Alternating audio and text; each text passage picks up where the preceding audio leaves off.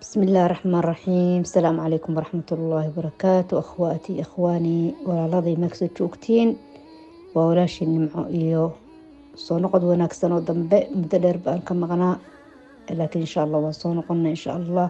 waxaan rajeynayaa wax lagu faa'iideysto la kala faa'iideysto khayr ku jiro Ilaahay subxaanahu wa ta'aala noo waafajiyo qisaskan iska jecelahay kulli dadka la sheer gareeyo qisaskana ciido cibra darteed oo suuradan waa suuratul quraan ku taas suuratul qasas la yiraahdo ujeedadu waxay nagu cibaaro qaato oo wixii mataqaanaayay lagaga digayo dhan qisadaas oo kale adkaad uga digtoonaatid wixii lagu dhiiro gelinayn adigana lagu dhiiro geliyo xikma ku jirta marka insha Allah iska dhageyso maahe waxa weyn nuxurka kala baxo faa'iidada point ka taabanaysa kala bax weey marka insha Allah ta'ala qis badan oo intaan ka maqnaa soo dhageystay oo xikmado badan ku jirto oo mucjisooyin badan ku jirto oo waqtigeena xaadirka ah sanadadan cusub ee 2020 iyo intii ka horeysay iyo 80 iyo 90 iyo meelaha waxaan ka soo ururiyo dhan baa jira insha Allah ta'ala oo meelaha soo dhageystay oo aad aniga iyo cajib galiyay taas oo dhan insha Allah inuu mushaarkeyn lahaa caawa hadan ku horeysiyo qisadani oo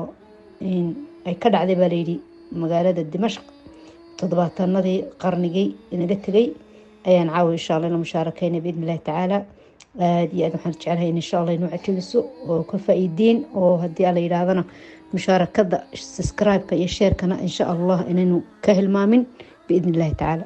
qisada sidan ay u dhacaysaa wuxuu ku yiri qisadan waxaan taajir oo ganacsato Suuriya ayaa sarataan baa ku dhacay kansarka cudurka la yaqaan baa ku dhacay oo ah mid halis oo dilaa ah marka wadankiisii waa lagu dabiibi kari waayay suruux halku inka yahay waqtiga xaadirkana ma yahay waagaasi wuxuu markaa go'aansaday inuu dhoofo Mareykanka tago markii uu mataqaana Mareykanka tagay ee loo baaritaanadii shaybaarradii wixii loo dhameeyay doctorkii dabiibay wuxuu ku yiri meeshan kuma sugna wax natiijo oo ma faa'iido oo laga rajeynayo dabiib ilaaj hadii lagu bilaabo dawooyin ma jirto maadaama jirkaaga kansarka ku wada fiday wax aala wax rajo oo meesha ka muuqata ma jirto makaninkii doctorka wuxuu ku ninkii ganacsatada ahaa si dhabaho saraaxad aan kugu sheegayay wax umrigaaga ka horeey ma jirto aanan hayn ayaama yar oonan bil hadii u badato ka badnayn ee darteed iska laabo oo wadanka ku noqo sad haka ugu dhimatid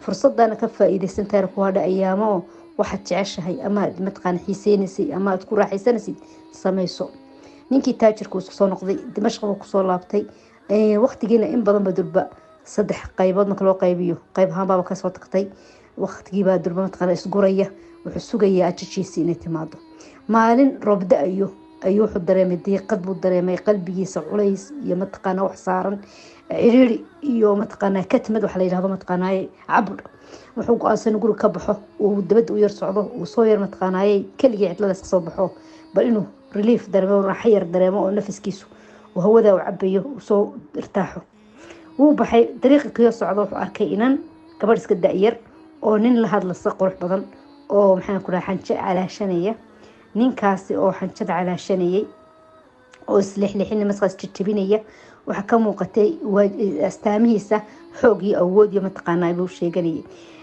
ninkan xoolaha leh ee shabaabka ah danka muu yeelanin ninkan taajirka ee bukaanka ama meesha socda muu u dhigdhiginba muu u jeedsaninba marka sheekadiisu la sii waday ninkii dhalinyarta gabadhii faqiirada ahayd saboolka ahayd wuxuu kula baactamayay wadooyin inuu ka gato jirkeeda ayuu saas u fahmay ninkii taajirka ee aan sheekadiisa wadnay codka gaaban ee ku hadlaso ayuu ka fahmin waxay ka hadlayaan waxay u sharaxaysaa ninkan dhalinyarta ah baahida ugu baahan tahay lacagta ee xitaa in yar oo roodi waxay ku iibsato ay ugu baahan tahay maadaama ninkii guriga lahaana guriga jaarkiisii uu ka soo eriyay oo ayadii carruurteediba ay shaaraca ay ku sugan yihiin oo duruufteedu aad iyo aad ay u adag tahay oo maxay ku tahay aniguna kuma khiyaameynaya waxaan u baahan wax يعني aan ku bixiyo lacagta laga rabo iyo matqan wax ku qabsado laakiin ninka dhalinyartii oo xoog sheeganaya ama daawada sheeganaya hadalkaas muu qancinin wuxuu mooday in lacagta badan ay ama lacagta ka dalbanayso ee nafteeda kuma matqanayay ugu kaga gadayso in matqan jirkeeda daciifka ee tamarta daran leh inay tahay matqan xudun ku baxso wax raqiisa matqanayay ku isticmaalo wal ciyaad billah isagu wuxuu nin ugaarsanaya ugaarsibu markaas uu iska tagay kaasoo lacagta intuu doonayay uun rabo oona doonay wax ku kordhinin. markaa ninkii taajirka ahaa bukaanka ahaa wuxuu usoo dhawaaday gabadhii taasoo maxaan ku dhahdayay ilin iyo murugo ay ka muuqato. wuxuu arkay wajigeeda murugaysan. wuxuu ku yidhi ii cudurdaar inantaydiyey, laakiin waxaan maqlay hadaladiina wax kamidaan maqlay. qisadaadu maxay tahay kugu kaliftay inaad falkan xun aad ku dhaqaaqdid?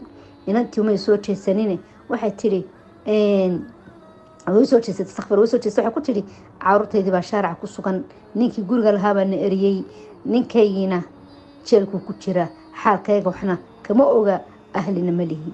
waxaana ku dhaaranaya ilaahayga samaawaadka taagay inay tahay markii u horeysay aan goobtaas soo istaago waxaasoo kale ku dhacaaqo inaan jirkayga iibiyo.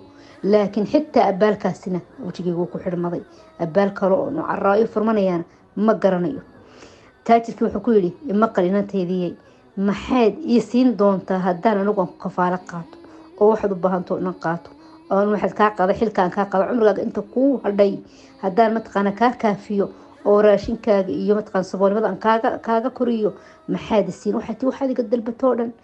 waxaan doonayaa shay qulan kaa doonaya inaad ii ballan qaadid inaad naftaada iibinin mar dambe xaraan eed inta nolosha ku nooshahay inaad naftaada iibinin, anaana awlaadaada iyo adigaba ku kafaalo qaadanaya. waxay tii dabcan bay tii waan waafaqaya. wuxuu ku yidhi maxaa ii damaana inaad fulin doontid ballantaad galasid? waxay tii gabadhi yaray ma aqbalasa inuu ilaahay damiinkayga noqdo oo kay damiinta inuu ilaahay yahay? ushhidullah ilaahay baan markhaati ka dhigaya ee ina maqlaya, cid aan isaga hayn ina maqlaynin. yaa ina shaarca iyo labada qura meesha taagan ka hadlayaan ilaahayga kaliya isaga ina maqlayo. waxaan ku aga ballan qaadaya ballan nolosheeda inta cumrigayga ii hadhay ayaan weliga waxa ku noqonay. ilaahay baan u mahadnaqayaaba ii kaasoo diray waqtigan xaadirka aan taaganahay, ii kaasoo diray baan ilaahay u mahadiya. taajirku wuxuu ku yidhi haddaba ballan ittifaaqna waan iswaafaqnay buu yidhi. ilaahayna waa inaga markhaati ballanta galnay isii adreeska gurigaagana ku noqo ina sugu bilaadiya carruurtaadii mar yar kadib baanu imanaya. ninkii taajirka uu tagay gurigiisa uu degdeg u tagay. wuxuu qoray qoraal wasiyadiisii dardaarankiisii buu qoray maadaama uu ganin dhamanay dhawaan inuu yahay. dardaarankiisii buu qoray.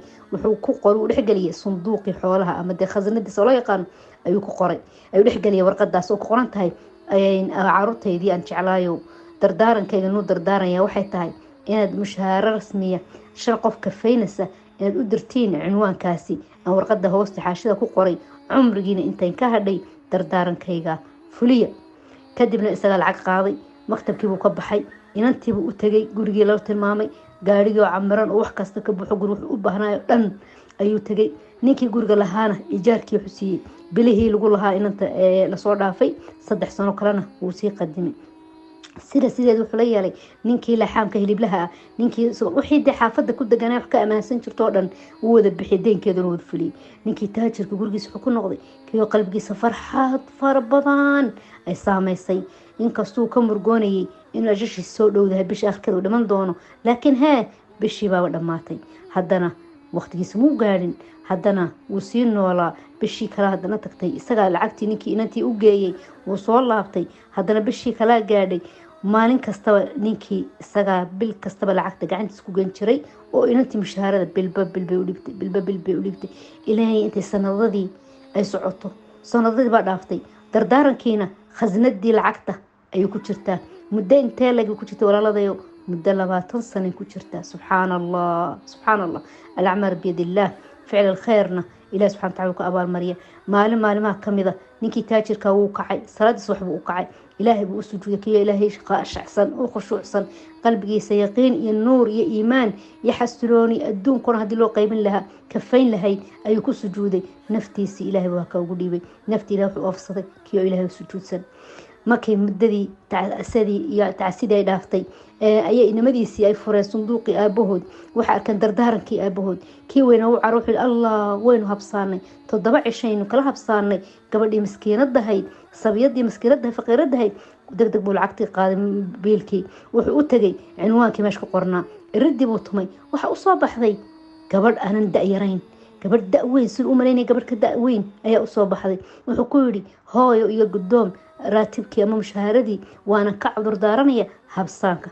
gabadhi way ooyday.